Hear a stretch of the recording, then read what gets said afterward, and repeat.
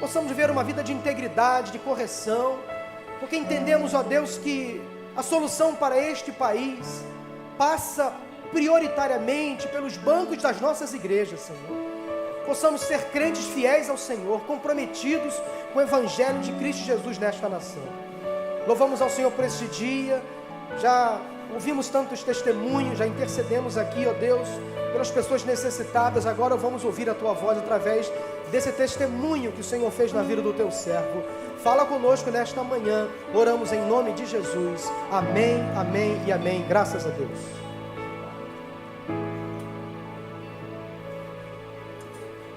A Igreja do Recreio não ficou de fora após a tragédia. No dia 30 de novembro, um culto de oração foi feito onde oramos pelas famílias, sobreviventes e todos os envolvidos. No velório feito na Arena Condá, nosso músico Tuta Ribeiro fez os arranjos para todas as músicas tocadas na orquestra. E por último, o Craques da Paz, no dia 20 de dezembro, promoveu um futebol beneficente que foi matéria na Rede Bandeirantes. Antes da bola rolar, para a segunda edição do Craques da Paz, os participantes fizeram 1 minuto de silêncio, em homenagem às vítimas do acidente aéreo com o voo da Chapecoense. Nos uniformes dos dois times, o escudo da Chape, além das tradicionais... Meus queridos irmãos, o pastor Wander tem falado mensalmente, várias vezes, que Deus tem trazido homens e mulheres de Deus aqui para esse púlpito. Pessoas que têm vivido uma história com Deus de forma profunda, seja nos seus ministérios, aqui no Brasil, no Rio de Janeiro, fora do Rio, fora do Brasil. Em novembro do ano passado, um voo da Lamia saía da Bolívia para a Colômbia, carregando 77 pessoas, uma delegação do time chapecoense com mais alguns profissionais da imprensa. E por causa de uma pane seca, esse avião cai. Das 77 pessoas que ali estavam, 6 sobreviveram. E um dos 6 que sobreviveram, a prova de Deus, está aqui no meio de nós, o nosso irmão querido Neto. Glorifica a Deus por a vida desse homem. Glorifique a Deus. Meu Deus, que maravilha.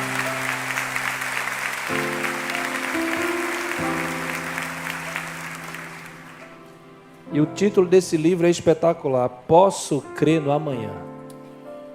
Neto, fique à vontade. Você está entre a sua família, entre irmãos. Que Deus te abençoe. Você pode receber mais uma vez, Neto, com seu amor, com seu carinho.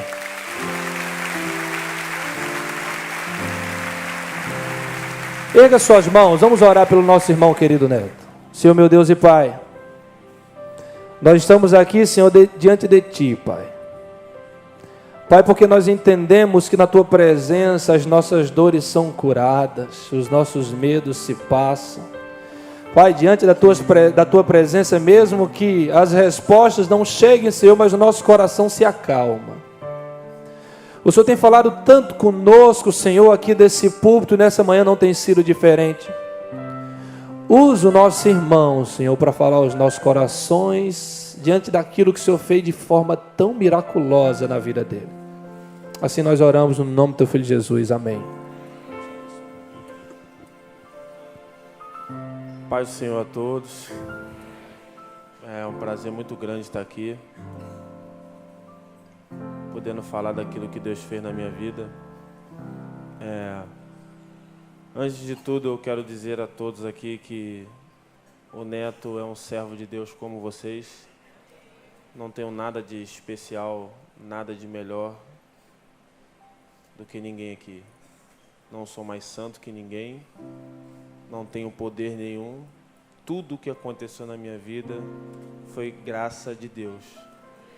Não foi obra do Neto, não foi obra do ser humano, mas foi obra de um Deus todo-poderoso que me resgatou quando eu menos achava que teria chance de viver. Sinceramente, eu nunca imaginei estar aqui. Nunca imaginei, porque eu imaginava que para mim a vida teria acabado. Lembro-me de tudo que aconteceu. Mas esse neto que está aqui é um neto que é um carioca, na Pavuna, um cara que saiu de casa com 17 para 18 anos, atrás do sonho de ser jogador de futebol. Tentei algumas vezes aqui no Rio de Janeiro, não fui bem sucedido nos testes que eu fiz. Cheguei a ficar um tempo no Vasco da Gama, na época de base. Mas a minha vida foi fora do Rio de Janeiro no futebol. Um homem casado, graças a Deus, bem casado com Simone. Tenho 2 filhos, um casal de gêmeos, Elan e Ellen, que são outros milagres na minha vida. Quando eu jogava futebol no interior do Paraná, minha esposa Simone, antes de eu conhecê-la, teve um cisto no ovário e arrancou um ovário. E depois de casado, ela teve outro cisto no ovário. Foi quando eu resolvi largar o futebol para tentar ter um filho. E Deus enviou 2 filhos. 2 crianças. E o tempo todo a gente lutou para que essas crianças estivessem vivas. Porque a partir do momento que ela descobriu sua gravidez, foi uma gravidez de risco, ela teve que sair do trabalho, teve que ficar o tempo todo acamada. E era cama e hospital. E com 8 meses nasceu Elan e Ellen. Elan é o nome do meu pai, que está presente aqui hoje. E minha mãe, Dona Valéria. Pessoas que me ajudaram a ser quem eu sou. Glorifico o nome do Senhor pelos pais que eu tenho, porque sem eles na minha vida, certamente eu não teria educação, amor. São formadores do neto. E eu agradeço a Deus pela vida deles. A minha história profissional é uma história muito complicada. Antes de conhecer Jesus Cristo, eu também era muito complicado. Não que eu não seja complicado hoje, eu ainda sou o mesmo ser humano de antes. Mas eu creio que quando a gente entrega a nossa vida para Jesus, o Espírito Santo muda algumas atitudes nossas. A gente não vive como vivia, a gente não faz o que a gente quer fazer. Antigamente você fazia o que dava na sua cabeça. Hoje em dia, antes de você fazer alguma coisa, o Espírito Santo fala: tá certo que você vai fazer isso? E como é que a gente tem vivido? Como é que você tem vivido? Como antes? Jesus falou que muitos naquele dia irão dizer: Senhor, Senhor, em teu nome curamos. Hein? Jesus vai falar assim: aparta-te de mim porque eu não vos conheço. Então, um conselho que eu vou dar para vocês, mediante o testemunho, quando vocês vierem na casa do Senhor, busquem ao Senhor verdadeiramente. Busquem a Ele, busquem orientação na palavra dEle. Renovem a mente de vocês cada vez mais. Porque um dia esse encontro irá acontecer, não tem como. Essa vida não é eterna. E depois de tudo que eu passei, ficou mais claro ainda que a nossa vida é um sopro. Né, pastor? A Bíblia diz o tempo todo que a nossa vida é um sopro, que a nossa vida é uma neblina, mas nós vivemos muitas vezes como se tudo isso fosse para sempre. E quando a gente faz disso aqui o para sempre, a gente esquece que o para sempre é ao lado do Senhor. A gente esquece da eternidade. Mas como eu vinha falando, eu sou um carioca que tentou futebol aqui no Rio de Janeiro, saí para o interior do Paraná, onde eu conheci minha esposa. Logo após o interior do Paraná, fui para o Guarani de Campinas. Guarani de Campinas, fui para o Santos. No Guarani de Campinas, em 2010, quando eu cheguei, 2011, 2012 que eu fiquei, foi lá que eu comecei a aprender um pouquinho da palavra de Deus. Eu tinha um anseio muito grande de saber quem eu sou, de onde eu vim, para onde eu vou. E em meio a tudo isso, eu escutei muitas coisas para onde eu iria, em muitas religiões. Mas eu procurei na Bíblia, na palavra de Deus, entender o que Deus queria da minha vida e como eu iria chegar perto de Deus. Como eu chegaria, como eu veria aquele que me criou face a face. Eu acho que não tem outra solução a não ser Jesus Cristo, né? E comecei a aprender um pouco da palavra. Foi quando eu fui para o Santos Futebol Clube.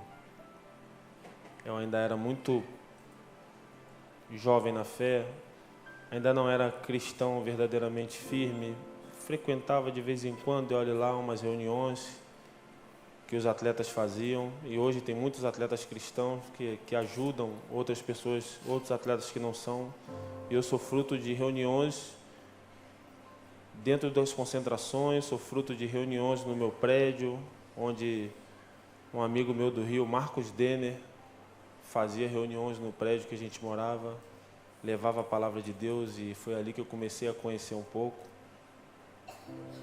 E eu lembro que quando eu estava no Guarani, eu fiz uma oração muito ruim, por sinal, que eu falei para Deus que eu iria me converter um dia que eu fosse para um clube, que eu fosse campeão, que eu fosse um clube grande.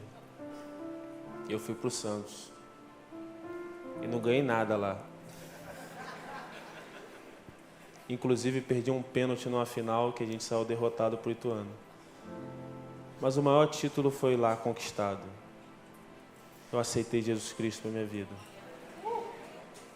Lá eu conheci Jesus Cristo verdadeiramente. Lá eu aceitei, lá eu recebi o Espírito Santo do Senhor na minha vida.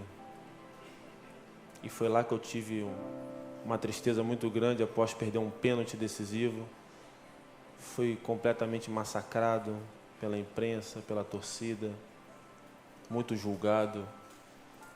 Mas naquele momento que eu perdi o pênalti, que a gente perdeu a final, eu, em momento algum, me abati. Eu lembro que eu escutava uma voz no meu coração: eu estou no controle da sua vida. Mas eu tive que carregar alguns fardos. Minha esposa não acreditava. Quando chegamos em casa, ela chorou muito. Meu pai, na época, me ligou. Meu pai é do Rio de Janeiro, me ligou muito triste. Mas o Espírito Santo de Deus, que existe, que é real, que muitos aqui às vezes cantam e clamam por Ele, Ele é real. O Espírito Santo de Deus habita em nós. Ele fala conosco, Ele falou comigo. E Ele fala com você também. Ele falou que estava tudo no controle. Lá em Santos eu acabei não renovando meu contrato, em 2014. Fui para a Chapecoense em 2015. Na Chapecoense tive um ano muito bom de 2015, muito bom mesmo. Era um time que, para toda a imprensa e para todo o cenário do futebol brasileiro, um time que ia cair para a segunda divisão, para a Série B. E a gente fez um campeonato brasileiro muito tranquilo, fazendo grandes jogos. Tive talvez o gol mais bonito da minha vida, da minha história, que foi um gol de bicicleta contra o Vasco, lá em Chapecó.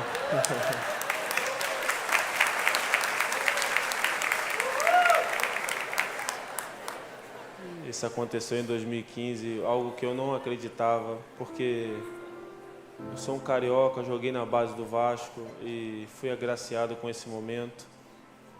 Eu lembro da minha entrevista, que eu falei na entrevista também, depois do gol, eu falei que eu não tinha mérito em nada, que o Neto não era nada, que Deus que tem proporcionado, porque eu vejo assim, os grandes homens da fé, que a Bíblia relata, nenhum deles tiveram mérito nenhum em nada. O mérito deles foi confiar no Deus com quem eles tinham intimidade. Foi Deus que usou cada um. Davi não tinha força, não tinha jeito para ser rei, para guerreiro. Deus tornou ele um grande guerreiro. Era um pastor de ovelhas, um menino pacato de casa, não era nem um guerreiro como seus irmãos. E Deus tornou ele o maior guerreiro de sua família. Será que foi mérito dele? O mérito é todo do Senhor. Então, mediante tudo que aconteceu, uma perda de um pênalti, vim para Chapecoense em 2015, fiz um grande ano. E começou o ano de 2016, ano passado. Eu tinha outras propostas de time. Cheguei a estar treinando com a Chapecoense em janeiro, sem assinar contrato, e veio muitos times atrás de mim, mas eu já tinha palavrado. Já tinha falado para o dirigente da Chapecoense que eu iria ficar lá. Eu lembro que minha esposa, uma vez eu falei com a minha esposa em casa, eu estava treinando sem contrato. Iria assinar o contrato aquela semana, mas era pré-temporada. E falei para ela: Simone, recebi uma proposta muito alta. clube me ofereceu um dinheiro de salário e mais um dinheiro por jogo. Fora os valores de premiações por vitórias. Eu lembro que minha esposa falou assim, você deu sua palavra? Eu falei, dei minha palavra. Você está balançado? Eu falei, estou por causa do dinheiro, mas eu não quero ir. A palavra do homem é sim ou não. A Bíblia diz. Você pode ir para lá, para outro clube, ganhar muito dinheiro, mas você nunca mais vai dormir em paz. Porque você deu sua palavra e você é homem de Deus. E lá eu permaneci, fizemos um grande primeiro semestre, até o dia que eu machuquei. No dia 24 de fevereiro, a equipe voando no campeonato estadual. Se eu não me engano, estávamos invictos ainda. Tomei uma pancada nas costas, um jogo normal. Caí sem todos os movimentos da perna. Tentei levantar, não conseguia levantar, não entendi o porquê. Falava, Senhor, por que eu não consigo levantar? Inclusive meus pais que estão aqui, eles foram nesse jogo. Porque nesse dia foi o dia do aniversário dos meus filhos. Eu já tinha programado fazer o aniversário dia 24 de fevereiro, que é a data de aniversário deles. E na época a federação mudou um jogo para aquela data, então eu tive que fazer o aniversário dia 21, numa segunda-feira. E na quarta-feira fui jogar. Meus pais estavam lá. E saí direto para a ambulância do campo, sem entender o porquê. Caído no chão sem os movimentos da perna, eu só pedi a Deus, por que isso está acontecendo? Eu estava correndo agora. Já era o final do jogo, eu estava correndo agora, eu sei da minha força, eu sou um cara que... Por que eu não tenho os movimentos, Senhor? O que o Senhor quer com isso? O que Tu quer com isso na minha vida? E aí eu entendo que... Eu não sei o que cada um está passando aqui. Cada um tem suas dificuldades, suas tribulações. Deus coloca cada um a confiar nele, porque os pequenos momentos de tribulações que a gente tem não se comparam à glória que Deus tem guardada para a gente. E eu pude experimentar isso na minha pele.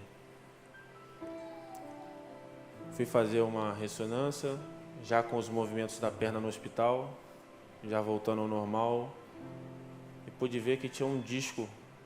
Tinha uma protusão discal. O disco pegou um pouco no nervo, pegou um pouco na medula, apertou o nervo e naquele momento eu tive temporariamente as pernas desligadas, né? Mas o médico falou para mim que eu iria voltar, iria fazer um tratamento.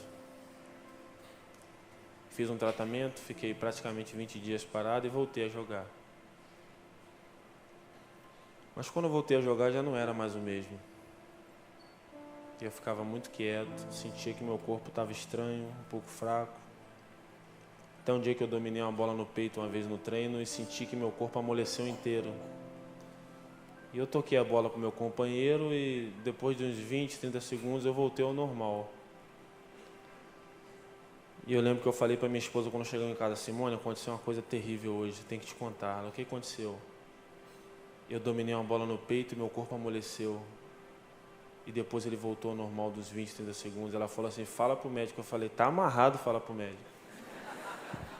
Eu falei, não vou falar não, Simone. Eu quero ser campeão jogando. Que ambição ruim a minha, né? Tinha faca e o queijo na mão para falar pro médico, mas eu falava, Simone, eu fui pro Santos Futebol Clube. Eu perdi 2 finais de estaduais. Eu perdi uma não jogando pro Corinthians e eu perdi uma jogando que eu perdi o pênalti pro Ituano. Esse ano eu vou ser campeão, nada me tira isso. Esses meninos que estão aqui, eles querem ser campeões também, então nós vamos ser campeões. E nada vai me tirar desse jogo. Ela falava, você tem que falar pro médico. Isso que você está sentindo não é normal. Eu falei, não vou falar. Não falei até um dia que eu não aguentei no treino.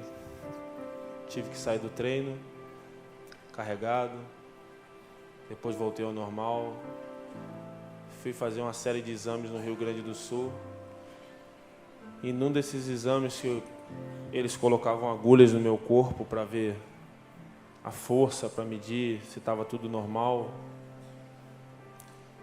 O médico chegou para mim e falou assim: meu neto, estava aí um fisioterapeuta do clube. Posso te falar uma coisa? Eu falei: pode. Deus é seu amigo, hein, velho? Deus é seu amigo. Eu falei: por que houve, doutor? Eu tô vendo o resultado dos teus exames aqui, cara. Não tem como um cara ficar em pé aqui normal como você está na minha frente. Qualquer outro estaria numa mesa de cirurgia de urgência. Tá dando muita diferença de um lado para o outro. O fisioterapeuta olhou para mim, ele sabe que eu sou cristão. Ele olhou para mim e quando ele viu o cara falar, o médico falar que Deus era meu amigo, ele mesmo ficou espantado. Fui para Chapecó, praticamente com a cirurgia marcada. Tinha problema num disco, o médico me chamou e falou: vamos operar a cervical, vamos colocar uma placa de titânio aí, eu vou colocar a melhor placa que tiver.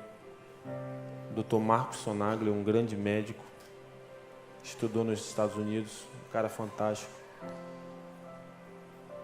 E eu fiquei com aquela tristeza no meu coração. Perguntava: por que, Senhor? Por que comigo?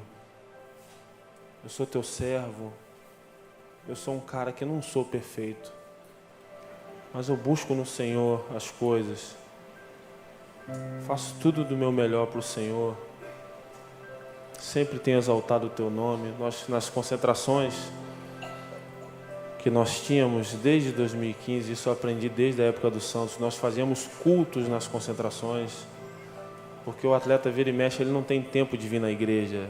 Geralmente no domingo ele está jogando, já concentra desde o sábado. Eu falava: Senhor, por que comigo?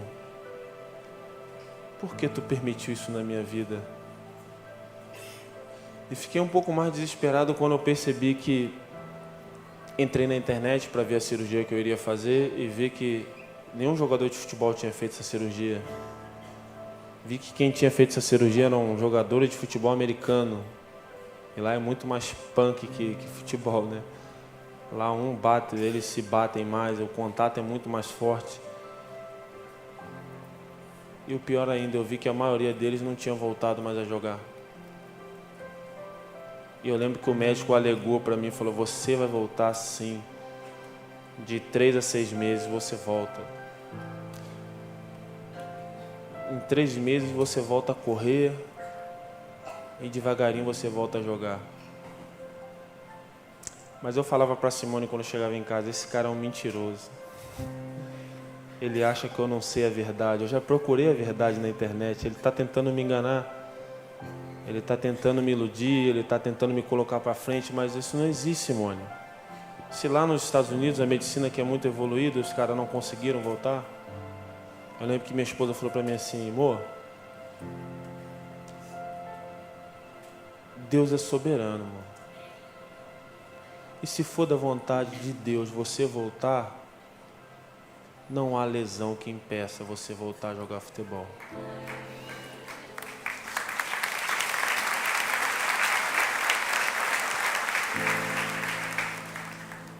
Mas eu ficava pensando: será que vai acontecer? Será que eu volto? Vai ser difícil?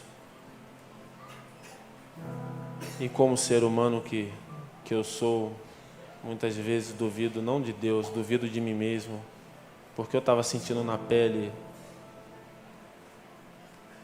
as dores, eu via as limitações que eu tinha e sabia como meu corpo precisava estar para me jogar futebol. Porque não é só jogar por jogar. Tem um momento que você chega num nível que você não quer mais descer daquele nível. Eu sou um cara que eu saí de casa cedo, então eu sempre aprendi: eu quero chegar ao mais alto que eu puder. Eu quero ser não um jogador, eu quero ser um atleta de verdade. Sempre pedi a Deus que me desse direção nisso e o Senhor sempre foi comigo, sempre falou comigo para que eu pudesse descansar, para que eu pudesse trabalhar da melhor maneira.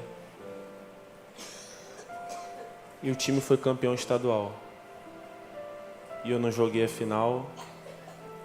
Mas em meio a toda essa turbulência que eu vivi, por não jogar uma decisão,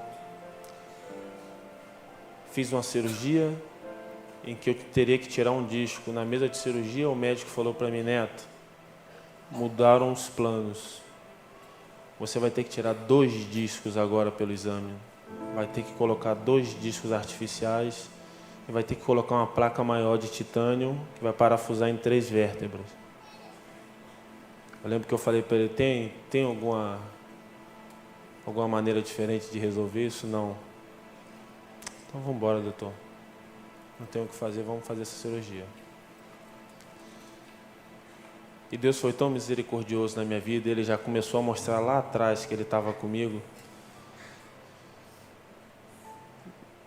que tiveram a votação, eu fui considerado o melhor zagueiro de Santa Catarina sem jogar a final. Sério, brincadeira. Eu lembro que tinham 6 nomes. Eram 3 duplas de zaga. A dupla de zaga bronze, a dupla de zaga prata, a dupla de zaga ouro. E o evento era lá em Florianópolis. Eu falei para minha esposa, muito sair todo arrumadinho, né? A gente fica todo pomposo. Simone, olha, se eu pegar uma bolinha de prata ali, para mim tá ótimo. Não joguei a final. Se vier uma de bronze também, Deus já é bom demais, né? Eu achava que nunca, porque geralmente quem chega em decisão, quem está jogando, fica mais evidência. Chegou lá em Florianópolis, meu nome saiu primeiro a dupla de zaga de bronze. E eu olhei e falei: opa, vai vir uma bolinha de prata para mim. Oh, meu Deus, que bom que tu é. Uma prata, tá bom, já fui campeão lá. Não joguei, tudo bem, não joguei, mas... Falaram o nome dos zagueiros de prata e eu fiquei sem reação. Não consegui nem comemorar de constrangimento. Constrangimento verdadeiramente do que Deus estava fazendo. É como se Deus falasse para mim: olha, você aconteceu isso, mas eu ainda estou no controle de tudo. Fui considerado o melhor zagueiro, junto com outro amigo meu. Fui para casa, comecei a me reabilitar. Fiz a cirurgia, coloquei uma placa maior e começou minha vida dentro da fisioterapia. Não acreditando muitas vezes onde eu iria chegar, mas todo mundo em minha volta já começaram a ver uma diferença. Em 20 dias eu estava correndo no campo. Para os fisioterapeutas era algo extraordinário. Eles não me falavam nada, mas eu sentia que tinha algo diferente. Antes da cirurgia, durante a cirurgia, eu sentia que membros da diretoria, algumas pessoas ficavam meio com o pé atrás. Talvez já nem contassem comigo naquele ano de 2016. Mas Deus contava comigo. E Deus sabia que eu viria aqui hoje. Isso lá atrás. Voltei a jogar em alto nível. O time começou a crescer de uma forma estrondosa. Tivemos jogos marcantes contra o Botafogo aqui no Rio, que a gente ganhou de 2-0, que a gente não era nem cotado para empatar aquele jogo. E tivemos uma sequência de vitórias, umas atrás da outra, e Sul-Americana, e o time vencendo, até a semifinal contra o São Lourenço. Que eu lembro que a gente já olhava um para o outro e falava: não, aqui é mais... esse jogo aqui é diferente. Então, esse jogo aqui nós vamos enfrentar uma equipe que realmente não é qualquer uma. E a gente sempre falava na concentração: cara, se Deus colocou a gente para esse momento, não é para passar vergonha. Deus colocou a gente para fazer história. Principalmente a gente que era cristão, mas eu acho que todos os outros também, que até quem não era cristão, já tinham percebido que Deus estava naquele lugar e Deus iria usar cada um para fazer história. Vencemos o São Lourenço, conseguimos passar. Um jogo muito difícil lá na Argentina, foi um dos piores jogos que eu joguei. E você ter que suportar uma pressão, arbitragem, tudo influencia, porque lá é pesado. Lá. A torcida argentina, os jogadores são fortes, os jogadores não desistem, eles têm uma característica de... Eles jogam de igual em casa e fora de casa. Em Chapecó foi muito difícil. Acho que quem vê futebol lembra do Danilo defendendo aquela bola com o pé, último minuto. Lembro como se fosse hoje, eu falando com o Josimar: Josimar, última bola, a gente não pode tomar o gol. Eu e o Diego se olhando, meus amigos que se foram. E o Danilo fez aquela defesa. Danilo defendeu aquela bola, a bola sobrou para outro cara que chutou em cima de mim, a bola foi para a lateral, teve uma falta. E eu senti que o jogo ia acabar. Eu lembro que eu saí para o meio campo, o Danilo foi bater a falta. E eu já fui chorando para o meio campo, já pensando na minha história. Lembro que eu andei no meio campo, o Danilo falava, sai de trás, e a gente saindo. Eu já fui pensando, Deus, Tu fez muito mais do que eu pedi, do que eu pensei. Senhor, eu olho para trás, Senhor. Eu saí do Pavonense, da Pavona. Com 17 anos, já tarde de futebol, ninguém acreditava.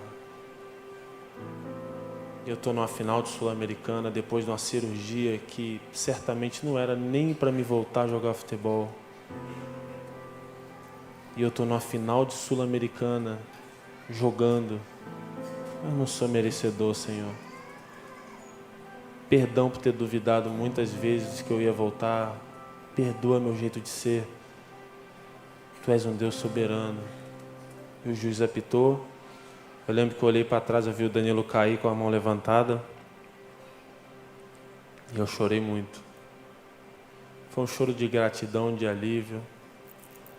Foi um choro de certeza que realmente há um Deus que é soberano e o que Ele quer, nada pode impedir. Nada pode impedir. Quando eu fiz a cirurgia e estava na minha recuperação, fui buscar meus filhos na escola, minha filha entrou muito aflita no carro, perguntou para mim, pai, você vai jogar bola? Você ainda vai jogar bola? Eu lembro que eu falei para ela, Ellen, papai vai jogar, por que você está assim? Porque a minha amiguinha, o vô dela é médico, ele falou bye bye futebol para você, você não joga mais futebol. São essas coisas que os filhos de atleta, quem é atleta sabe, passa. Eu lembro que eu, como um servo de Deus, mas um ser humano pecador, pequei no momento, falei assim, fala pro vô da tua amiga que um dia ele vai lá no estádio bater palma para mim quando eu voltar. Que servo do Senhor eu sou, né? Jesus amado, Deus teve misericórdia de mim mesmo. E eu lembro que eu tomei uma dura da minha esposa me deu uma cutucada na frente e falou assim, o que você está falando aí? Deixa ele falar. Ele não vai ver o que você vai fazer, ele vai ver o que Deus vai fazer na tua vida. O que os outros falam não importa, o importa é a tua comunhão com Deus. Se Deus quiser que tu volte, tu volta. Não fica dando bola porque os outros falam que você não vai voltar, que você está acabado. Eu falei, Simone, tem hora que eu não sou de ferro, não. Mas aí chegamos na final. Clima maravilhoso. Chapecó é uma cidade de 220 mil habitantes, 230. Todo mundo se conhece, fora as outras cidades em torno de Chapecó. Ali é um clima muito favorável para a equipe, porque ali, Chapecó e região eram torcedores do Grêmio e do Inter, a maioria são descendentes de gaúcho. Mas ali acabou essa torcida por Grêmio e Inter, ali todos ficaram chapecoenses. Depois que a equipe cresceu e foi para a Série A, há um clima lá que você entra na cidade e você só vê verde. É bandeira verde, então aquele povo lá, eles ajudaram a construir quem é a chapecoense. E aquela equipe ficou com uma fama muito forte de ser difícil de ser batida dentro de Chapecó. Porque ali há uma energia muito positiva de um povo que viu um time nascer do nada. Uma equipe que nem série tinha. Uma equipe que já chegou a jogar a segunda divisão do Catarinense. Para eles, como assim aquela equipe está na final da Sul-Americana? Como assim esse time sai do Rio e ganha do Fluminense? Como esse time goleou o Inter? Como esse time já goleou o Palmeiras? Como é que esse time ganhou do River Plate, que é o campeão da América? Como esse time ganhou do São Lourenço? Então, para eles era algo extraordinário que estava acontecendo. E eu sabia que Deus estava ali nos honrando e nos ajudando.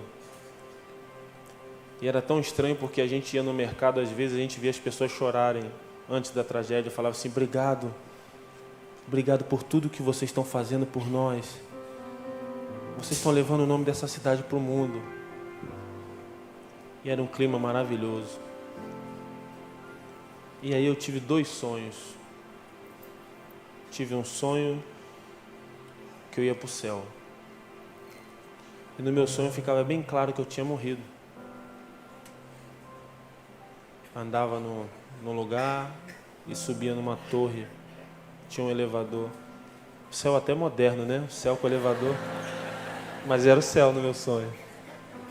Eu entrava numa porta e aquele lugar subia. Chegava no último andar, mas era muito longe.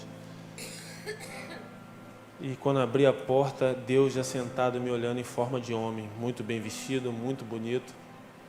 E Deus muito grande, porque no sonho ele era maior que eu lembro. Ele falava para mim assim: meu filho, te esperei tanto tempo aqui. E no sonho, mesmo sem ele falar que era Deus, eu sabia que ele era Deus e eu chorava de alegria. Eu tinha um choro de alegria porque eu não lembrava de nada do que eu tinha feito antes da minha morte, na minha terra. Eu tinha apagado tudo, mas eu sabia, eu não era merecedor de estar naquele lugar.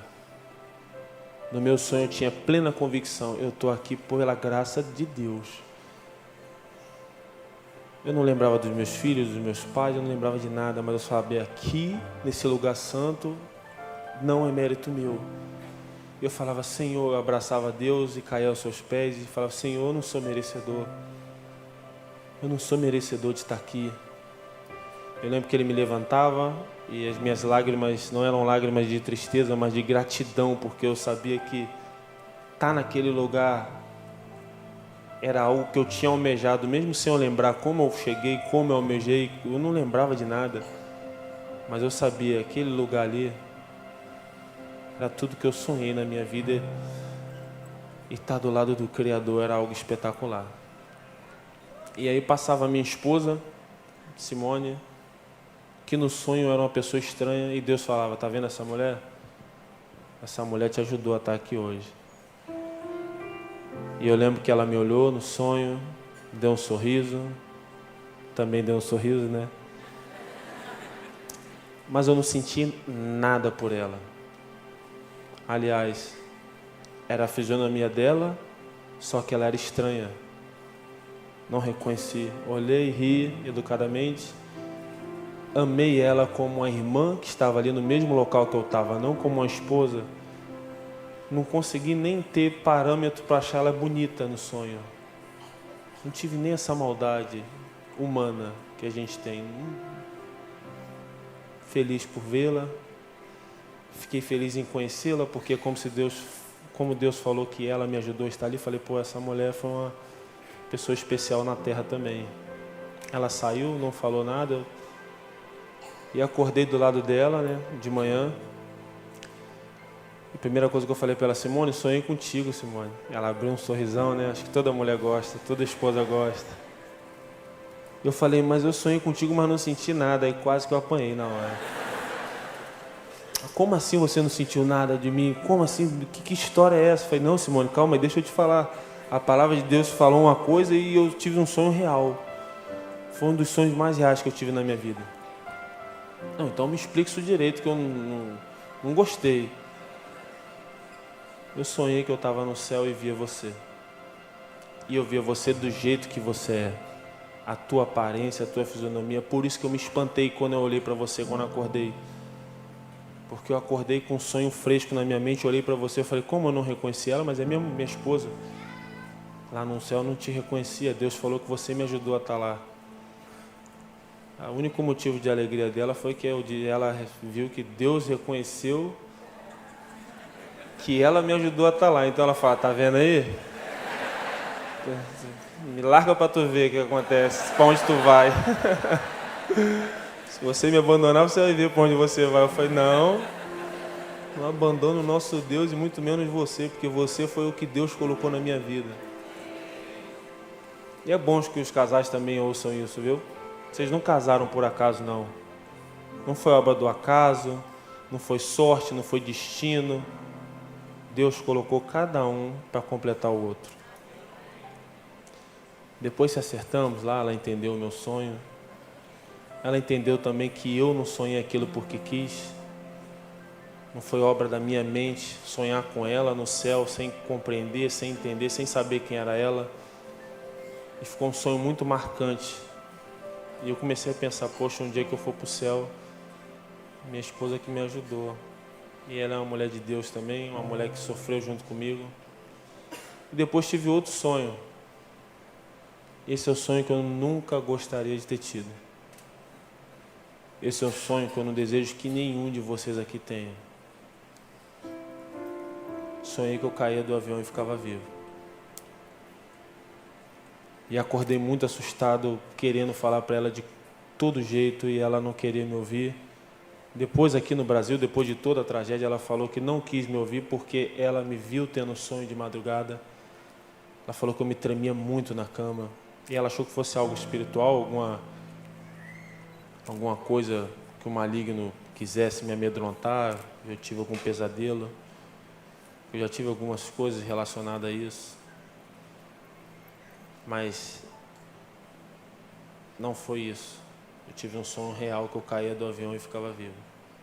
E no meu sonho, foi um sonho que na verdade não foi só um sonho, foi uma visão que Deus me deu. À noite, na chuva, do mesmo jeito o avião desligava, caía. E no meu sonho eu ficava vivo, saía pela porta de emergência do avião. Eu lembro que eu saía sozinho, muito ensanguentado. E quando eu saía do avião, colocava o meu pé fora do avião, eu lembro que era uma montanha à noite. E eu olhava, eu conseguia andar muito mal no meu sonho, andava devagar e eu pensava comigo, eu tenho que procurar ajuda. E quando eu olhava para trás, eu via 4 pessoas, mas elas estavam muito iluminadas, assim, não dava para me ver a fisionomia. Mas no meu sonho eu sabia que não eram anjos, eram sobreviventes. Tanto que eu olhei para trás no meu sonho e falava, tem mais gente viva, eu vou descer tudo que eu tenho que procurar socorro. Porque eu vi umas luzes bem longe, mas eu falava, eu vou descer esse mato que eu tenho que procurar socorro. E falei para minha esposa, ela não quis ouvir, ela só ouviu que eu tinha caído do avião. Quando eu falei para ela cair do avião, eu fiquei vivo, ela só ouviu, caiu do avião, colocou a mão, tapou os ouvidos, não me ouviu. Fiquei com medo de ir para o jogo contra o Palmeiras. Falei para ela que eu não queria ir, que era um jogo antes. Falei, Simone, eu não quero viajar contra o Palmeiras. Não, mas você tem que ir. Eu falei, Simone, eu não vou jogar. O professor já me deu uma orientação, falou que vai me poupar. Vai poupar a grande maioria do time. Porque se o Palmeiras ganhasse da Chapecoense era campeão, então ele falou, eu não vou botar o meu time para duelar com o Palmeiras, porque senão vocês vão cansados para Medellín. E aí perdemos a final, porque lá vai ser difícil. Então eu vou poupar, vou deixar só o Kleber Santana, que era o nosso capitão, um homem também maravilhoso, uma pessoa que também tinha fé em Deus. E vou deixar o Kleber Santana meio tempo só e vou tirar ele e colocar o Gil. E eu falei, Simone, eu não vou jogar. Eu não quero ir, eu só quero ir para a final.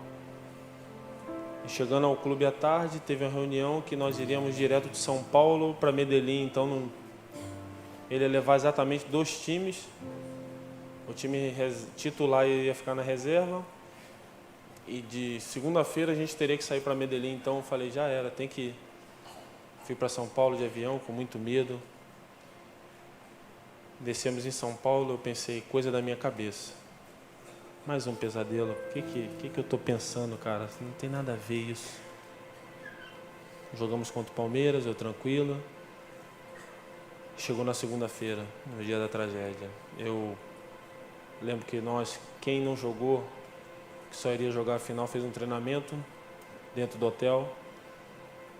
E saímos corrido do hotel. Iríamos almoçar em Guarulhos, no aeroporto, e de lá pegaríamos o avião. Almoçamos em Guarulhos e nada do avião entrar no Brasil, da Lamia. Nada do avião entrar. E aí eu comecei a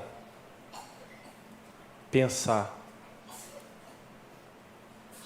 no sonho que eu tive. Eu lembro que o supervisor falou para mim assim, olha, nós vamos pegar um voo comercial para Bolívia. Vai sair um avião do Brasil para Bolívia, Santa Cruz de la Sierra. Nós vamos pegar esse avião e de lá nós vamos pegar o voo da Lamia. Quando o supervisor falou isso para mim, acabou meu dia. Eu falei, Senhor, isso não vai acontecer, né, Senhor? O sonho começou a vir à tona. Eu falava, orava a Deus em silêncio. Falei, Senhor, isso não pode acontecer, Senhor. Não é possível que isso vai acontecer. Com muito medo, muita aflição, mandei uma mensagem para minha esposa dentro do avião. Do Brasil para Bolívia. O último contato que eu tive com ela à tarde, falei para ela, Simone, amo vocês, como é que tá tudo aí? Aqui tá tudo bem, mandei uma foto, falei, Simone, estamos indo. Deus abençoe vocês, as crianças. Amo vocês demais. Ora pelo meu pesadelo repreendendo. Ora por nós aqui. Vai dar tudo certo. Deus te abençoe, te amo. Pegamos o avião, chegamos na Bolívia.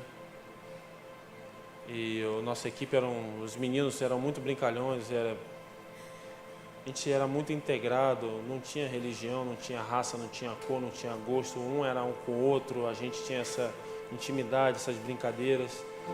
Claro que cada um ou outro tem mais afinidade com o outro, mas muitas pessoas compartilhavam da mesma fé que a minha. Outros que talvez não fossem cristãos conheciam Jesus Cristo. Talvez não tinham declarado, mas conheciam. Sabiam do Deus poderoso e sabiam que aquele momento que a gente estava vivendo era obra de Deus. Descemos na Bolívia, entramos no avião e aí o avião era fretado, da Lami era só jogadores, comissão, jornalistas, então ali ficou um ambiente mais favorável para a gente crendo a todo momento que a gente poderia ser campeão. Eu lembro que diversas vezes eu falava e diversas vezes outros falavam assim, a gente não parou para ter noção que a gente pode ser campeão. A gente não parou para pensar que a gente vai ser campeão da Sul-Americana. A gente não parou para pensar que Deus vai fazer a gente entrar para a história. Muitas e muitas vezes a gente olhava um para o outro e falava assim, cara, nós vamos ser campeões da Sul-Americana e nós vamos ficar na história. E a gente ficou mais aceso com essa confiança a partir do momento que a gente soube que o Atlético Nacional iria colocar o time titular em casa, mas no jogo de volta iriam colocar os reservas porque eles iam para o Japão, que tinha um Mundial. Então aquilo ali deu mais confiança para a gente ainda. A gente respeitava, é claro, o nosso adversário, tem que respeitar a todos, mas a gente sabia, nós vamos jogar com uma equipe, vamos jogar com a equipe reserva, jogadores de base vão vir jogar aqui a final no Brasil, a gente vai ser campeão. Deus está preparando tudo perfeito. Entramos no avião da Lami, um voo normal, tranquilo. Eu estava do lado do Bruno Rangel, meu irmãozão em Cristo também, um homem que eu levo para o resto da minha vida, um cara que me ensinou a ser tranquilo, a ter paciência, a esperar em Deus, um homem que me ensinou a ser humilde demais. Aquele cara lá era o maior artilheiro do clube e por diversas vezes ficava no banco de reserva e não questionava. Uma vez ele chegou para mim e falou assim, Neto, eu queria ter mais autoridade para falar algumas coisas. Eu falei, como assim? Eu queria ser igual a você. Você fala tudo o que você pensa. Isso te ajuda. Eu falei, como assim, Rangel? Poxa, eu sou o maior artilheiro do clube. Às vezes eu fico no banco, nem entro no jogo. E eu sou um cara calado, eu não dou bola para nada. Às vezes eu acho que eu sou meio mole. E eu falei para ele assim, poxa, Rangel, eu queria ser meio mole igual a você, rapaz. Porque eu já perdi a oportunidade, porque eu falo demais. E às vezes eu falo para ajudar os outros, as pessoas não interpretam. Interpretam como se eu sou um intrujão, um falastrão. Eu já me prejudiquei por causa disso, sabia? Ele já? Eu falei, já. Olha para você, Rangel. Deus sempre te honra, cara. Você não joga, mas você entra num jogo difícil, você sempre faz gol, você sempre é muito frio. Você tem uma frieza de jogadores de Copa do Mundo. Você na frente do gol, parece que o gol fica enorme na tua frente, cara. E você é sempre assim, Rangel. Você não joga e joga o Kempis faz gol. Quando o Kempis não faz gol, você vai lá e faz gol. Vocês dois sempre estão fazendo gol, cara. E um torce pro outro. Eu nunca vi isso. Eu nunca vi o que está acontecendo aqui nesse time. Esse time aqui eu nunca vi que aconteceu. Tem pessoas que não jogam aqui, que torcem para o outro, que choram com o outro. Eu nunca vi, Angel. Por isso que as coisas dão certo. E você, nessa sua humildade, Deus está te honrando muito. Lembro que ele falou assim para mim: é mesmo, né, Neto? Eu não tenho que falar nada mesmo, não. Deus está fazendo tanta coisa. Eu falei: claro, meu amigo. E nos cultos das concentrações revezavam. Bruno Rangel dava a palavra, no outro culto era eu que dava a palavra, no outro culto era o Matheus Bitel que dava a palavra. E ali muitas vezes chegava a ter 15 jogadores, 14 jogadores, de 22, 23 que iam. E eu sentei do lado do Bruno Rangel, no avião, ele sentou na minha frente Gil e Ananias, Danilo estava um pouquinho à minha frente. Um voo normal, tranquilo, a gente conversando bastante, era um voo longo. Mas aí no final todo mundo estava cansado, todo mundo dormindo, eu tentei dormir também, mas não conseguia dormir até a hora que deu uma turbulência. Era muita chuva, deu uma turbulência, eu pensei: meu Deus do céu. Olhei meu relógio, com medo de turbulência, nem pensava no sonho, nem lembrava, o sonho estava longe de mim. E o avião vinha normal, tudo muito aceso, até a hora que o avião desligou. O avião vinha no barulho normal, até a hora que ele fez, desligou completamente, acendeu a luz de emergência no chão. A primeira palavra que eu disse foi: Jesus, tem misericórdia. Jesus, tem misericórdia. Eu não queria acreditar. Para mim era mentira que estava acontecendo. Para mim eu estava dormindo, eu estava sonhando, era um filme, era na tela quente. Não era, aquilo ali não acontece normal na vida do ser humano. Eu olhei para o chão e falei: Jesus, tem misericórdia de nós. E eu comecei a tentar me autoconsolar. Eu comecei a mentir para mim mesmo. Falar: não, Neto, calma que está descendo. O que você está vendo não está acontecendo, está descendo, o avião está descendo. Eu olhei para a janela onde estava o Bruno Rangel, para tentar achar algum argumento que me fizesse crer que estava descendo. Eu pensei: vai acender a luzinha de fora, vai piscar, ele está descendo. Vai descer o trem de pouso. Eu vi que não acendia nada, nem a luz de fora acendia. Eu vi que tinha alguma coisa errada.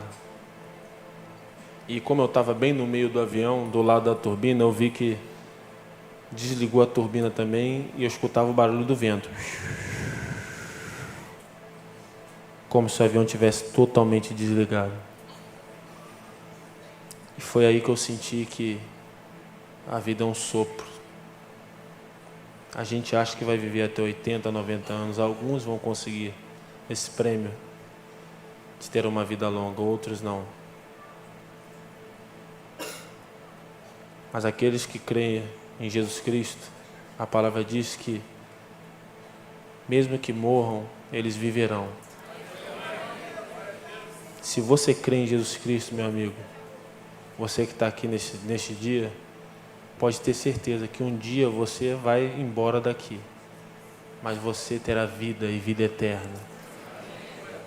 Eu estou falando vida eterna de sentir, porque Jesus, quando morreu, Jesus morreu, ressuscitou e foi com o seu corpo, ele foi de carne e osso para o céu. É vida de verdade, não é ilusão, não é coisa mental. O que você vai experimentar é vida. Você vai ver um Deus apalpável, que talvez hoje você não consiga apalpar Ele, porque você é ser humano, pecador igual a mim. Nós somos um grãozinho de areia perto do nosso Deus grandioso, mas um dia você vai ver face a face. E eu comecei a orar muito dentro do avião. E eu lembro que minhas últimas palavras, quando eu comecei a escutar um alarme, pi, pi, pi, pi, dentro do avião todo escuro, eu falei assim: Jesus, com muita aflição no meu coração, Jesus, eu li na Bíblia um monte de vezes que Tu fez um monte de milagre. Eu li na Bíblia um monte de vezes que Tu fez vários e vários milagres. Jesus, faz esse milagre, tem misericórdia de nós, filho de Davi. Só Tu pode mudar essa situação, Jesus. Só Tu pode fazer esse milagre. Tu é o piloto desse avião, Jesus. É Tu quem vai pilotar esse avião agora. Tem misericórdia de nós. Foi o último grito que eu dei. E aí apaguei, né? Não lembro do resgate, não lembro nem da batida. Não lembro do que eu falei nos últimos momentos. E acordei. dia 10 de dezembro. O acidente foi do dia 28 para o dia 29. Acordei dia 10 de dezembro. Fiquei esse período todo em coma. Fui esmagado pelos ferros até os pulmões estourarem. Tive o joelho praticamente, rompi tendão, rompi cruzado. Tive um traumatismo craniano. Esse corte que vocês estão vendo aqui, ele vem até aqui em cima, onde essa pele se levantou e entrou terra dentro do crânio. Tive uma perna toda rasgada, tive a coluna fraturada, quebrei a coluna, achatou a coluna e rompeu o ligamento da lombar. Tive fratura nos pulsos, reconstruí o nariz, reconstruí a orelha, que ficou pendurada.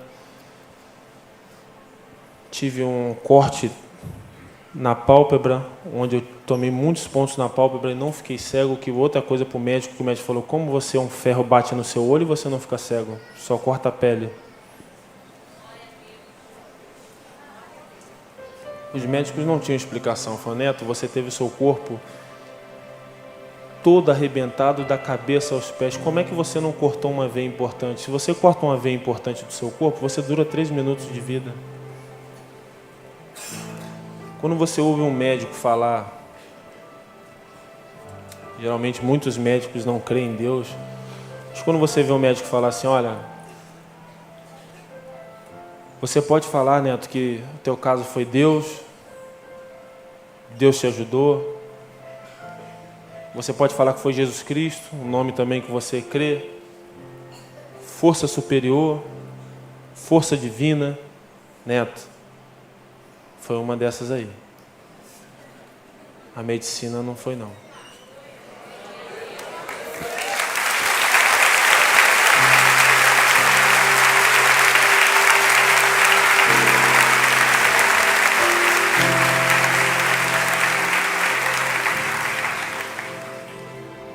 E quando você vê alguém render glória a Deus por eu estar vivo, quando você vê que alguém que talvez não creia tanto, falar, realmente, Neto, algo muito superior aconteceu. Nós médicos fizemos o mínimo. Quando você vê um médico, você ouve um médico falar assim, olha, a gente foi para a Colômbia do Brasil e a gente tomava decisões em grupo para saber o que fazer com vocês. Porque a gente fez um pacto no Brasil e não pode morrer mais ninguém, porque já morreu muita gente. Quem está vivo tem que permanecer vivo. E quando a gente faz esse pacto, eu acho que quem é médico sabe. Quando você vê um médico falar assim, nós tomávamos decisões naquele momento, que era para aquele momento só, e tomamos decisões muito certas, em grupo. Quando você vê um médico falar assim, era como se Deus estivesse iluminando a nossa mente para a gente não errar. Porque se a gente erra um mínimo detalhe, vocês estavam num estado crítico. Eu fiquei 8 horas sem socorro. Eu fui dado como morto. Não poderia deixar de agradecer as orações de muitos aqui da igreja, de todos. Também o que queria falar antes, mas quando a gente vai falar o testemunho, quero agradecer a todos de coração que tiraram um tempinho para orar por mim, para orar pelos outros sobreviventes e para orar pelas famílias que perderam seus entes queridos. A oração de cada um tem um poder que talvez vocês nem imaginam. A oração do justo, ela é poderosa demais. Mas no meio desse acidente, fiquei 8 horas sem socorro, totalmente arrebentado, com os pulmões estourados, esmagados. Não fui achado, fui dado como morto. Minha esposa falou que chegou a noticiar na televisão que tinha dado busca encerrada, só tinham 5 sobreviventes. E tem algumas coisas que tem no livro que minha esposa falou que recebeu uma ligação do meu pastor de Santos, pastor Carlos, da Igreja Batista Central. O pastor falou para mim que estava na igreja orando por mim e deu busca encerrada. Ele falou com o filho dele que estava lá também. O filho dele falou, você tem que ligar para Simone para falar alguma coisa para ela.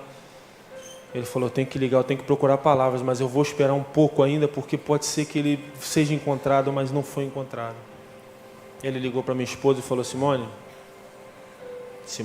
muito aflita, levanta a cabeça porque você tem 2 crianças para criar. o Neto não está mais entre nós, mas você tem 2 filhos para criar, você tem que ser forte agora.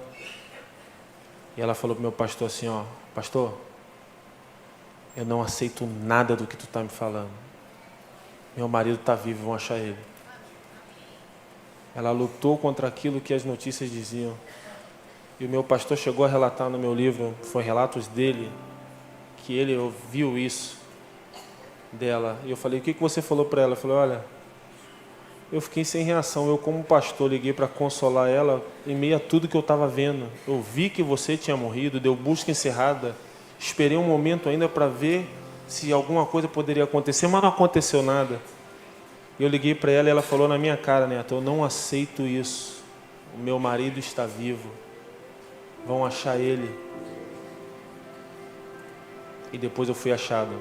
Fui achado por um policial, porque no local do acidente nem tinham mais médicos ali. Todos os médicos já tinham ido embora, Cruz Vermelha, Socorro, Enfermaria, todos já tinham ido embora porque não tinham mais condições climáticas, não tinham mais sobreviventes. E um policial falou que foi ver os pertences, que estavam todos jogados, espalhados. Ele foi tomar conta para que ninguém pudesse saquear, escutou um gemido. Escutou um gemido e pensou, tem alguém vivo. Chamou um companheiro dele, policial, e falou para ele, rapaz, tem alguém vivo aqui. Eu estou vendo que tem alguém vivo. Eu ouvi, o outro policial falou para ele, você está cansado. É impossível ter alguém vivo agora, já passou muito tempo. O que tem de vivo já está vivo. Já está no hospital, já sendo cuidado. Não tem como ter alguém vivo. Ele falou, eu escutei um gemido aqui, fica aqui comigo. E o outro policial não queria ficar porque achou que ele estava cansado. Ele falou, pelo amor de Deus, para um pouco, escuta. Ele falou que era difícil escutar porque também chovia no momento, o barulho da água caindo nas folhas, fique em silêncio, por favor, escuta. E ele falou que eu gemi mais uma vez, um gemido de muita dor. E ele falou que o policial escutou e o policial ficou emocionado e pelo barulho do gemido, pelo som que eles ouviam, eles foram seguindo um caminho com o flash do celular aceso, porque tinha muita chuva e neblina também, para ver onde é que estava. Chegou debaixo, um gemido via debaixo dos ferros. Ele começou a tirar ferro, pedaço de árvore, me encontrou. Como é que eu gemi depois de 8 horas com os pulmões estourados? Depois de um acidente aéreo, com a cabeça aberta, com terra na cabeça, com a perna aberta, a coluna, o joelho. Como é que eu consegui ter força para gemer?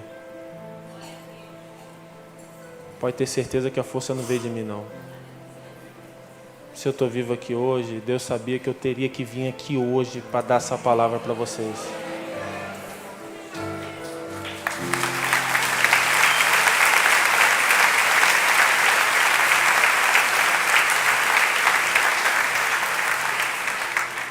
Deus sabia que eu ia vir aqui.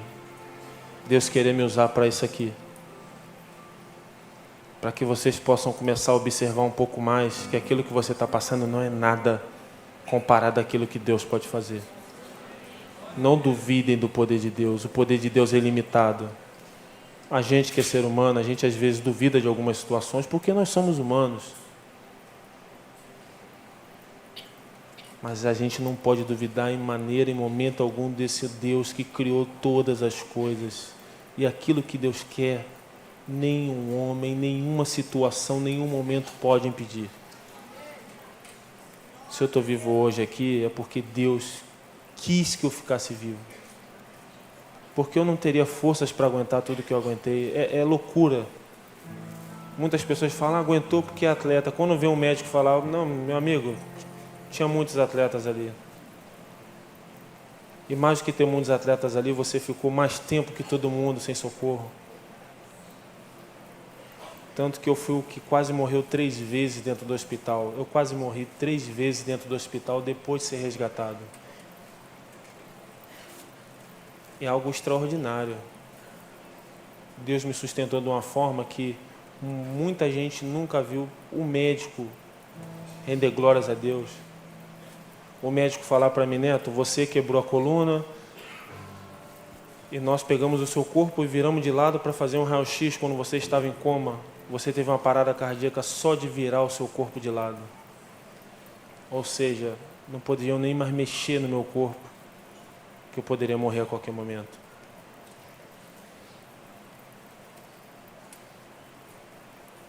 E depois acordei sem saber de nada que estava acontecendo, onde estava, que lugar aquele, o pessoal falava em espanhol. Eu lembro que eu acordei, a primeira coisa que eu falei para minha esposa foi, Deus esteve comigo o tempo todo. Repeti 2 vezes, Deus esteve comigo o tempo todo. E hoje eu lembro, eu consigo lembrar, eu acordando e falando para ela, Deus esteve comigo o tempo todo, mas eu queria lembrar o que eu vi, porque eu vi algo diferente, eu senti algo diferente. Eu tenho essa consciência que eu vi e senti algo diferente, que Deus apagou da minha mente. E glória a Deus que Ele tenha apagado da minha mente, porque talvez se eu fosse lembrar o que eu vi, talvez algum tipo de soberba fosse entrar no meu coração, de querer se achar mais especial que ninguém. Todos nós somos iguais.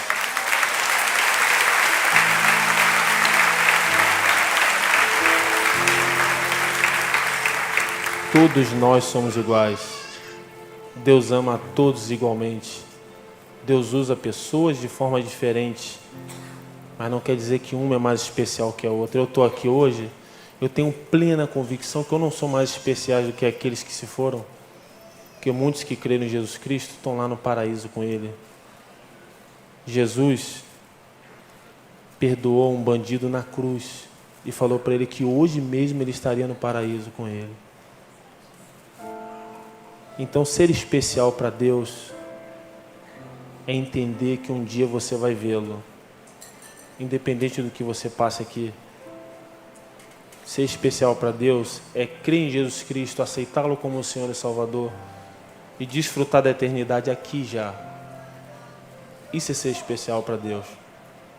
Então, acordei sem saber de nada, o que estava acontecendo, falei para minha esposa isso e ela ficou com medo porque os médicos não podiam falar para mim o que estava acontecendo, porque eu já tinha quase morrido 3 vezes. Os médicos falaram, quando ele acordar, ele está muito debilitado, ele não pode se emocionar, não pode acelerar o coração dele. Eu acordei muito mal, mas não tinha reparado em mim ainda. E quando eu olhei para o médico, vi a camisa da Chapecoense e falei, meu Deus, agora eu sei o que eu estou fazendo aqui, tem a final da Sul-Americana. O pessoal está falando em espanhol, o médico está com a camisa Atlético Nacional, é a final.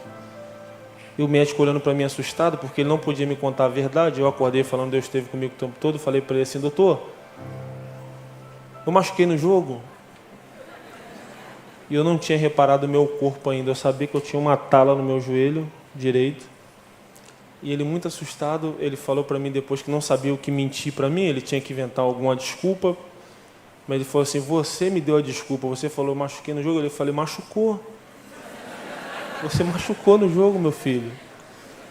Eu falei, pô, doutor, mas quanto deu o jogo, doutor? Ele, rapaz, eu não sei quanto deu o jogo. Eu peguei o avião e vim para cá te ver. Eu falei, sério, doutor? Sério? Eu não sei, rapaz. Você machucou, na hora que você machucou, eu já peguei o avião. E eu, como estava muito debilitado, com muitos remédios ainda na cabeça, eu nem consegui entender que era mentira dele. Eu vi que ele estava meio aflito, mas eu ainda reclamei com Deus, para tu ver que servo que eu sou, hein? Eu ainda falei para Deus assim, poxa, Senhor, eu machuquei na final já esse ano. De novo? Eu lembro que eu fechei meus olhos e fiquei, poxa, Senhor, eu machuquei outro dia na final. A gente chega na final de novo, então não vou chegar mais em final. Quando tiver uma decisão, eu vou me embora do clube, porque, Senhor, toda vez, Senhor, que a gente chega na final, eu já não fui campeão no Santos. Antes de ir para o Santos, eu já tinha perdido uma final para o próprio Santos no Paulista. Eu estava no Guarani quando o Santos me comprou. Eu pensava assim, não é possível. Já não joguei a final, agora não jogo mais a final. Mas no outro dia, quando eu acordei, eu vi que realmente não tinha sido o jogo. Quando eu acordei no outro dia, que eu olhei para o meu corpo, eu falei, cara, isso daí não... Tem alguma mentira muito grande nisso tudo. E eu lembro que eu tinha 2 drenos nos pulmões. Eu tinha uma perna, essa perna aqui estava toda grampeada do joelho até o tornozelo, era grampos de ferro, porque abriu um buraco daqui até aqui, onde apareceu o osso, eles grampearam. Esse joelho operado, a coluna quebrou, achatou e rompeu o ligamento, eu tinha muita dor na coluna. A cabeça era ponto puro, ponto aqui, o nariz todo escuro, ponto no nariz, ponto na orelha, ponto na pálpebra, ponto na orelha, eu tinha ponto em tudo que era lugar do corpo. Fratura, aqui era carne viva, aqui era ponto também, fraturei. Eu pensei comigo, cara, esse povo está mentindo para mim. Esse povo está mentindo para mim, tem alguma coisa muito séria nisso. E comecei a pensar no que tinha acontecido, cheguei a pensar e falei com meu pai que está aqui presente, meu pai e minha mãe. Cheguei a falar para ele que eu tinha sido atropelado. Falei, pai, fala a verdade para mim. O que foi, meu filho? Eu não machuquei não, pai. Eu fui atropelado pelo ônibus lá no estacionamento. Eu lembro que ele falou, não, você machucou. Eu falei, não, pai, não machuquei. Não tem como machucar assim. Quem foi que eu marquei? Marquei o Batman, o Super-Homem? Lembro que eu falei para ele, não tem como, pai. Isso aqui é impossível, olha como é que eu tô. E eu ficava olhando para o teto assim, tentando imaginar e lembrar de algo que aconteceu, mas não lembrava de nada. Cheguei a falar para o meu irmão, Leonardo, eu já sei o que aconteceu. E ele falou para mim assim, o que você acha que aconteceu? Eu falei, eu não sou bobo, Leonardo. A torcida invadiu, o couro comeu. A torcida invadiu. Isso aqui não é machucado de jogo. Eu devo ter tomado bico de chuteira, me bateram, fui espancado. Por isso que eu estou aqui na UTI, eu tenho certeza, rapaz. Isso daí não tem como, o que eu estou vivendo aqui, Leonardo, eu estou usando fralda. Eu estou usando fralda. Eu estou completamente debilitado, eu sei que não é verdade o que vocês estão me falando. Cheguei a ver meu pai chorando na UTI, chorando muito, muito, muito, muito, muito. Uma vez de madrugada, quando eu acordei, vi meu pai chorar e ali eu vi, realmente tem alguma coisa errada, meu pai está chorando. Foi quando o médico fez uma reunião e me chamou. Hoje tem uma coisa para te contar. Entraram na UTI todos os médicos, todo mundo que estava ali, que veio me ver. Meu pai, meu irmão, o pastor amigo meu, Carlos de Santos, todos os médicos colombianos. E ele falou para mim, Neto, você lembra do sonho que você teve? E eu não lembrava do acidente, mas lembrava do sonho. Lembro, doutor. Falei para minha esposa, ela não me deixa mentir. Eu caía do avião e ficava vivo. Como é que foi o sonho? Sonhei que estava à noite, chuva. O avião caía, desligava, batia numa montanha. Eu saía muito mal, doutor, da aeronave, muito mal, com muito sangue. E quando eu saí, eu estava numa montanha e eu via mais 4 sobreviventes. Neto, tenho uma notícia para te dar. Isso não foi um sonho não, foi uma realidade. O avião da Chapecoense caiu. Quando ele falou aquilo ali, para mim foi um balde de água gelada. Pensei comigo, não, isso é surreal. Como assim o avião caiu? Fiquei muito aflito, falei, não. Não, Neto, o avião da Chapecoense caiu. Eu comecei a perguntar sobre meus amigos, falei, Bruno Rangel, Kleber Santana, Ananias, Gil, Danilo, Biteco. Comecei a perguntar sobre todo mundo, ele falava para mim, não está mais entre nós. Porque a partir do momento que ele falou que o avião da Chapecoense caiu, eu não acreditei, mas eu pensei, se caiu, está todo mundo bem, porque eu estou bem, eu estou vivo, está todo mundo vivo.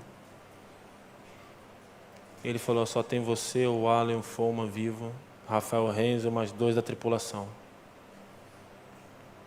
E ele falou, Neto, só permaneceram 6 vivos, e os 6 que ficaram vivos a gente também não tem explicação, Neto. Se você está vivo com os meninos é porque,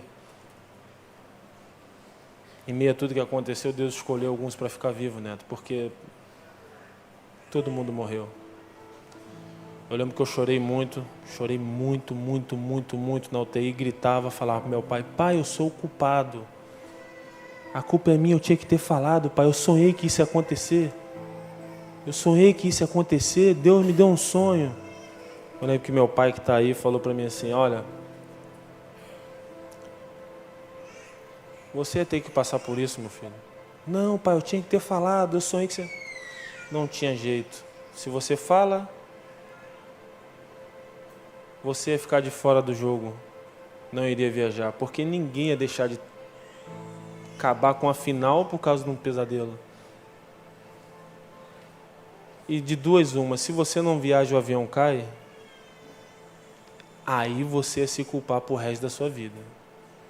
Aí você ia sentir um peso, um fardo nas suas costas de culpa que você abandonou, que você poderia... E se você não vai e o avião não cai, ia ser outro fardo, porque ninguém nunca mais ia contratar um jogador que deixou de jogar uma final importante por causa de um sonho. Então você fatalmente, Deus quando te deu o sonho, te deu uma visão, que não foi um sonho, foi uma visão, isso teria que acontecer. E você teria que passar por isso. E hoje eu consigo ver que Deus me deu um sonho, não porque eu sou especial, porque eu sou melhor que o outro. E como eu disse antes, viver é Cristo, morrer é lucro. Quando a gente morre, a gente vai lucrar tudo que a gente viveu aqui com Cristo. Deus já derrama muitas bênçãos em nossas vidas enquanto estamos aqui, sim. Mas o maior lucro, Paulo dizia que morrer é lucro, porque na morte que você experimenta as maiores bênçãos que Deus tem guardado para você. Amém. E depois que a gente soube do acidente, que eu soube de tudo, muito mal, pude entender que realmente Deus não queria que aquilo acontecesse. Deus não quer nunca uma tragédia. Mas a ganância do homem vai longe demais. E a Bíblia dá algumas dicas perfeitas de como o diabo age. E a Bíblia deixa bem claro que o diabo é o pai da mentira. E a gente está vivendo um momento no nosso país terrível, onde muitas mentiras estão sendo descobertas por causa do dinheiro. E o piloto naquele momento mentiu o tempo todo por causa de dinheiro, para guardar dinheiro. É por isso que a Bíblia diz que adianta ganhar o mundo se perder a sua alma? Que adianta roubar? O que adianta fazer o mal para o próximo? Isso daqui não é para sempre, gente. O que você está vivendo aqui não é para sempre. Vocês têm que começar a entender que a eternidade está em Cristo. Quando você faz aquilo que agrada a Deus, quando você está na presença do Senhor, você não faz as coisas que todo mundo faz. Por causa da mentira, muita gente tem se desviado, por causa da cobiça do dinheiro, muitos vão perder a sua alma. E o piloto teve o tempo todo chance de reverter o quadro, ele poderia ter descido em outro lugar, ele não desceu. Era para ele ter descido antes para abastecer a aeronave, ele não desceu, quis ir direto. Não contente, ele poderia ter descido em Medellín e falado, eu estou sem gasolina, eu preciso descer. Mas ele mentiu mais uma vez. Tinha outro na frente dele como prioridade, mas se ele fala a urgência que ele estava, ele descia. Mas ele mentiu. E muitos de nós, às vezes, permitimos que o diabo entre na nossa vida com mentiras. Mente aqui, dá um jeitinho aqui, faz isso aqui, não dá nada. Deus não dorme, Deus vê tudo. E Deus sabia que isso iria acontecer, apesar de Deus não ter se agradado em nada do que aconteceu. E eu falo que Deus não se agradou em nada, mas Deus sabia que isso ia acontecer. Por quê? Porque depois que tudo aconteceu, a gente vê que Ele fazia isso muitas e muitas vezes. Ele já tinha feito isso antes, então Deus sabia, alguém vai pagar o preço. Alguém vai pagar o preço por essas mentiras, por esses erros. E geralmente é assim. Há muitos pilotos como ele dentro da nossa política que estão assassinando milhares de pessoas em hospitais públicos que não têm condições de resgatar uma vida ali. Foram desviados 50 bilhões. Imagine isso investido em hospitais para pessoas que precisam. Quantas vidas seriam salvas? Mas enfim, tudo isso aconteceu. Eu permaneci vivo. E depois de um tempo, um médico me chamou na Colômbia e falou: Neto, nós chegamos à conclusão de uma coisa que aconteceu e precisamos te contar. Pode falar, doutor. Tinha recebido tanta bomba, né? Minha cabeça já estava um pouco mais preparada. Neto, você lembra aquela placa que você colocou lá em junho, que se você não jogou a final? Lembro. Um dos motivos de você estar vivo foi aquela placa no seu pescoço. Mas como assim, doutor? Neto, você e o Foma desceram na parte do avião que desceu até lá embaixo. Vocês desceram toda a trajetória do avião. O Foma foi para um lado, você ficou debaixo da turbina. Você teve seu rosto desfigurado, você rompeu o nariz, teve que reconstruir a orelha, a pálpebra, o crânio todo aberto. Você e o Foma bateram a cabeça 1 milhão de vezes. Vocês desceram num triturador. E alguns amigos morreram porque quebraram o seu pescoço, deslocaram, saiu alguma coisa, e você teve um movimento completamente limitado ali dentro porque você tinha uma placa.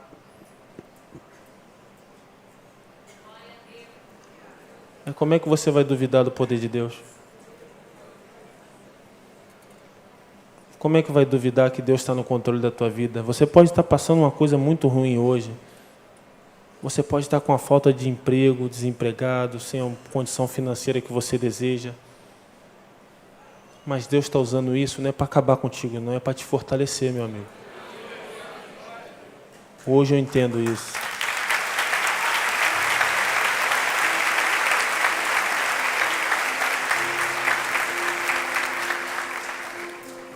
O ser humano, ele cresce nos momentos de dificuldade. E cresce em todas as áreas. Muitos aqui que são formados vão olhar para trás e vão lembrar quanto tempo estudaram.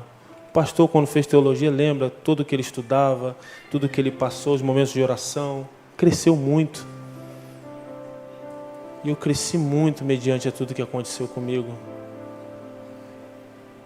Eu sempre criei em Jesus Cristo, sempre tive fé em Deus.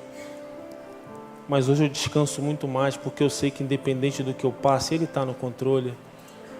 Quando o médico chega para mim e fala aquela placa é um dos motivos de você estar vivo, é absurdo. É absurdo para um ser humano normal como eu. Falo, mas como assim não, Neto? Isso não é o real motivo de você estar vivo. A gente sabe que foi algo superior demais que aconteceu. Mas aquela placa ajudou você a estar vivo.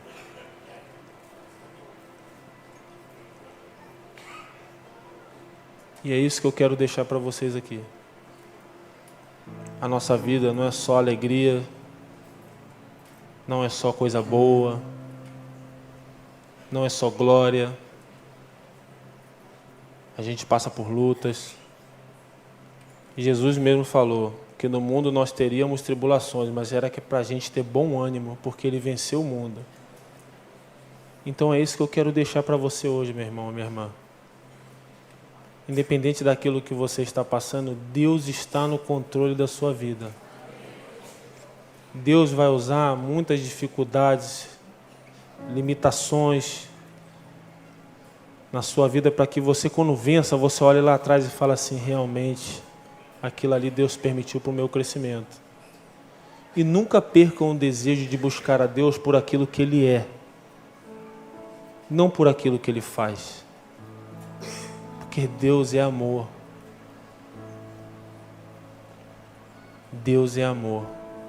E venha para a igreja com essa essência. Você tem que colocar todas as suas dificuldades para o Senhor também, é evidente. Mas não busque só o Senhor por aquilo que Ele faz. Eu amo a minha esposa, Simone, eu amo meus pais por aquilo que eles são. E Deus quer que a gente ame Ele por aquilo que Ele é. porque Deus ama você e a mim igualmente, mesmo sendo falhos, pecadores, mesmo não sendo pessoas perfeitas, por aquilo que nós somos. Ele nos ama sem olhar os nossos defeitos. Ele quer ter um relacionamento com você. Ele quer saber das suas bênçãos, das suas tristezas, das suas glórias. Ele quer mudar a tua vida. Mas é porque Ele preparou algo muito maior do que isso aqui para você. Um dia eu e você morreremos nesse mundo. Isso é uma certeza que eu tenho, que você tem. Um dia tudo isso vai passar. Para onde você vai? O que você quer depois daqui? Eu sempre quis e quero mais. Eu quero Jesus Cristo. E você tem que querer esse Jesus também. Porque Ele te ama e Ele preparou algo muito melhor para mim e para você. Amém?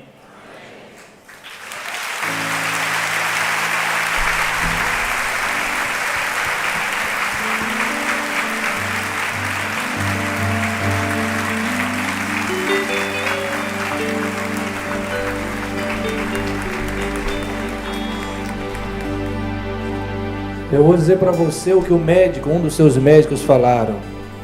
Deus é teu amigo, hein, rapaz? Meus irmãos, não sei você, mas escutar um testemunho desse, não apenas lendo de um livro, mas escutar dele tão próximo de nós, nos constrange. Eu estou constrangido porque muitas vezes nós colocamos situações tão menores nas mãos do Senhor. E teve uma frase que Neto repetiu por diversas vezes aqui: Deus está no controle. Deus está no controle. Neto, eu tenho só uma pergunta. Você tem quantos anos hoje? 32. 32, olha aí. Meu irmão, você com 32 anos, como é que é o Neto hoje e o que o Neto pensa da sua vida hoje, depois de tudo isso? De forma rápida e simples, como é que você é hoje, depois de tudo isso que Deus separou e livrou você? Depois de tudo que eu vivi, eu pude entender que tudo isso aqui, dores, alegrias, glórias, tristezas, tudo isso não se compara àquilo que Deus tem preparado para a gente.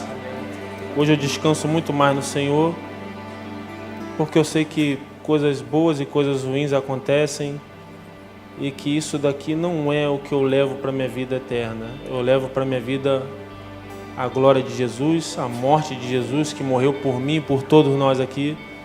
E eu descanso muito mais. As tribulações, os problemas que a gente tem hoje, eles não entram na minha mente e não vão sucumbir à minha fé. Hoje a minha fé está muito mais fortalecida. E como eu sempre digo, ainda que eu morresse, eu estaria vivo. E hoje eu entendo que isso aqui é muito passageiro, para a gente se esquentar, para a gente não perdoar, para a gente não amar, para a gente ter picuinha entre nós. Hoje eu procuro estar mais fortalecido com cada irmão, ou até com quem não é irmão em Cristo, eu procuro falar um pouco também, porque Deus quer que a gente viva em paz aqui, mas Ele quer o principal, que a gente tenha intimidade com Ele, que a gente aceite Jesus Cristo, porque Ele está esperando a gente de braços abertos na glória. Amém. A importância dos amigos, que Neto falou o nome de alguns, a importância de que Deus usou várias pessoas para, inclusive na conversão dele, ali no time dos Santos, mas a importância da família é fundamental, porque por diversas vezes ele falou o nome da sua esposa, Simone. E quero chamar o pastor Wander aqui na frente e vai orar. E tem uma música, só um refrão, que eu falei com o pastor Miquel, que tem inclusive a ver com o título do livro dele. Pastor, só um refrão, pastor Miquel.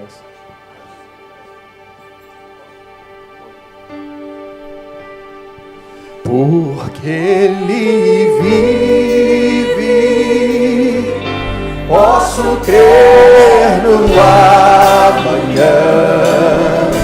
Porque Ele vive, temor não há, temor não há. Mas eu nem sei, eu sei que a minha vida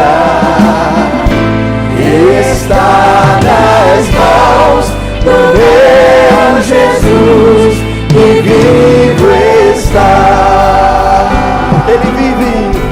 Porque Ele vive, posso crer no amanhã. Porque Ele vive, temor não há. Mas eu bem sei, eu sei que a minha vida está nas mãos do meu Jesus, que vivo está. Eu quero agradecer a você, Neto, Hélio Zampier Neto, a sua presença entre nós, que nos abençoou, nos edificou bastante. E agora, na forma deste livro que você pode depois adquirir, Posso Crer no Amanhã, o relato de superação e esperança de Neto, sobrevivente do voo da Lamia que levava a Chapecoense. Ele não disse, mas a Chapecoense foi a campeã de uma maneira bem diferente. Foi a campeã do testemunho da vida. Nós louvamos a Deus pelo que a Colômbia fez, o Atlético Nacional, que deu um exemplo extraordinário, e tudo aquilo que aconteceu, Neto. Quando eu estava vindo para a igreja, e sempre vem isso à minha cabeça, quando nós temos um testemunho de um sobrevivente. E você disse aqui, Senhor, e os outros? E na soberania de Deus, nós temos que entender que Deus lhe deu esse privilégio para que você continue proclamando. Neto, você não estaria aqui se não fosse aquele acidente. Não haveria esse livro, talvez se não houvesse aquele acidente. Você tem condições de pregar, meu irmão, muito mais do que eu, muito mais do que qualquer pastor. Você tem uma entrada em lugares que nós não entramos. Você tem condições de falar a massas de uma maneira muito maior. Deus te poupou por uma única razão: que você faça o que você fez hoje, que você reflita a glória de Deus, que você diga a todos que Deus vive, que o Senhor é real. É a razão pela qual, e Ele é tão bom, que Ele foi te preparando, não é? Ele foi te dando sonho. E eu quero que você leve um abraço de todos nós. A gente não conhece, mas a gente gostou muito da Simone. Dá um abraço dela, porque Deus a usou. E a vocês que oraram, que Deus abençoe a vida de vocês. Eu queria pedir que a igreja estendesse sua mão para cá. Nós vamos orar pela família, orar pelo Neto, pela Simone, que não está aqui. São 2 filhos, Neto. Um casal. Você teve nesses últimos jogos lá fora, você pôde jogar. Você ainda vai ter que fazer uma outra cirurgia, né? Então é isso aí, vai fazendo cirurgia, mas vai dando testemunho que você está marcando muito mais gol do que você imagina.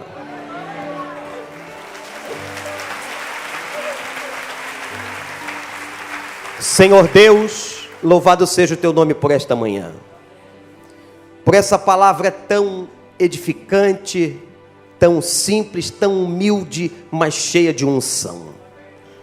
Pelo que o Senhor fez na vida deste homem, Senhor. Pai, pela tua graça ele está aqui e ele reconhece isso. Reconhece o teu amor, a tua bondade. Reconhece a tua misericórdia.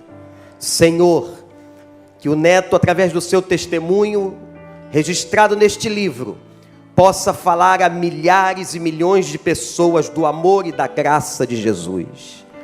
Que a sua vida seja, Senhor, um testemunho público de fé. E Pai, que o Senhor possa dar a ele, ainda mais a sua família, as bênçãos dos céus. A Simone, seus filhos. E Pai, esteja com ele ainda nesta outra cirurgia que fará. Que seja bem sucedido. e que o Senhor possa glorificar o teu nome. Ó Deus, que nós vejamos o neto ainda jogando futebol. E Pai, que ele possa, Senhor, dizer para tanta gente que Jesus Cristo vive. E nós cremos que porque o Senhor vive, nós podemos crer no amanhã. Louvado seja o nome do Senhor. Nós te agradecemos e oramos por esta família, pelo seu pai, todos os seus familiares que estão aqui, sua mãe, Senhor, que a tua graça esteja sobre eles, em nome de Jesus. E todo o povo de Deus que concorda com esta oração diz: amém. Amém.